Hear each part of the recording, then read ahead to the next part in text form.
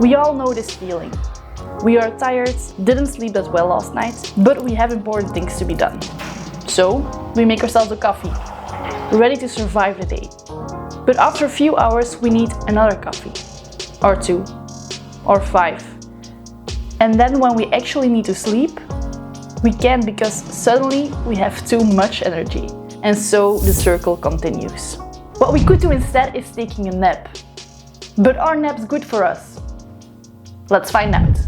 Apparently 1/3 of Americans take naps.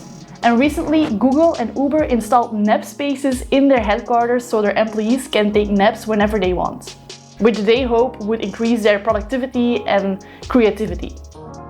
So naps can be that bad, right? Well, naps can be harmful, but also helpful depending on a few factors. For example, for how long you nap and what time you nap. So how long should we nap? When we sleep, we go through sleeping phases. So if we sleep for only a few minutes, this is way too short to actually feel the benefits of a nap.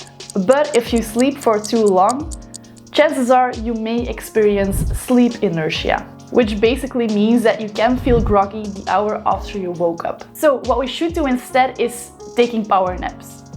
And these power naps usually last from 10 to 20 minutes. If you want to feel alert and productive after your nap, you can counter sleep inertia by limiting the amount of time you sleep.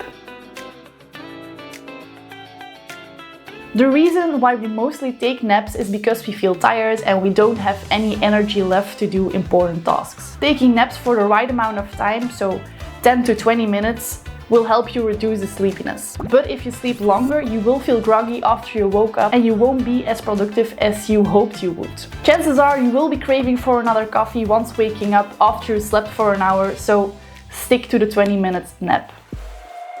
Research has shown that taking naps will help you remember better what you've learned. So next time you have an exam coming up and you feel tired after studying, maybe try taking a short nap. While you sleep, your brain will try to make connections between the things you've learned. And not only that, napping will help you improve your memory. It helps with sense perception and verbal recall too. If you're having a bad day, you're feeling a bit down or demotivated, try napping. Even if you're just laying down for an hour without falling asleep. When you are resting, you relax, and relaxing boosts your mood.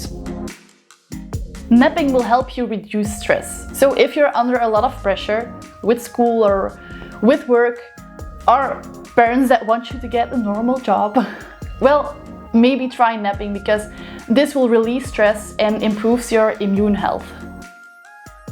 Napping will make you more creative. Ever woke up and you had this awesome but bizarre and impossible dream and thought, whoa, this would be an awesome book? Or whoa, this would be an awesome film or series. I would definitely watch that.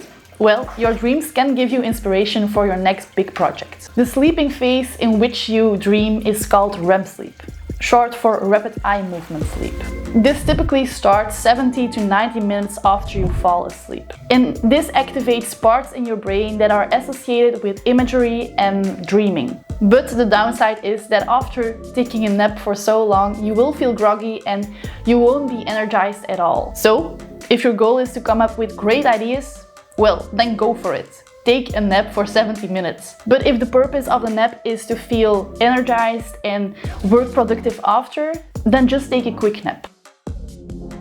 Well, first of all, if you take a nap, chances are you can't fall asleep at nighttime. And the next morning you will wake up, know that you haven't slept very well, start your day, but after a few hours you feel tired, which makes you want to sleep again. Next, taking a nap can leave you feeling lethargic and unenergized. The purpose of a nap was feeling energized so you can get more work done. But sometimes this will lead to doing nothing at all.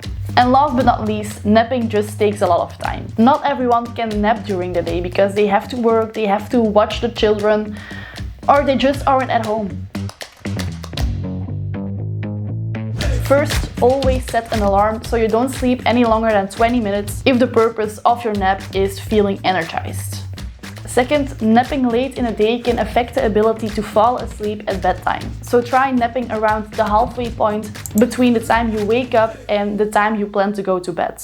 If I nap, I mostly try to do it at 1 p.m. because then I have plenty of time before I have to go to bed again, and this leaves me with more time to work on projects after the nap.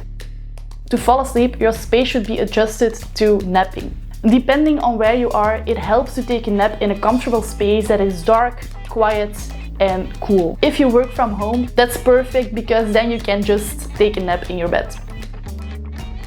Try to let go of concerns and to-do lists before napping. Remember that you are taking the nap to feel energized afterwards, so you can put in the work, get things done, and be more productive. Relaxation exercises can help with you falling asleep. Think about what you hope to gain from your nap. When you set intentions, you can decide how long the nap should take and how you should feel afterwards. But not everyone is going to experience the same harms and the same benefits from napping. So you have to see which methods work for you and which don't. I hope these tips were helpful for you. Subscribe and hit the notification bell if you want to see more videos like this. Also go check out my previous videos on productivity. And remember, all great things come from small beginnings. And now I will go take a nap. See ya!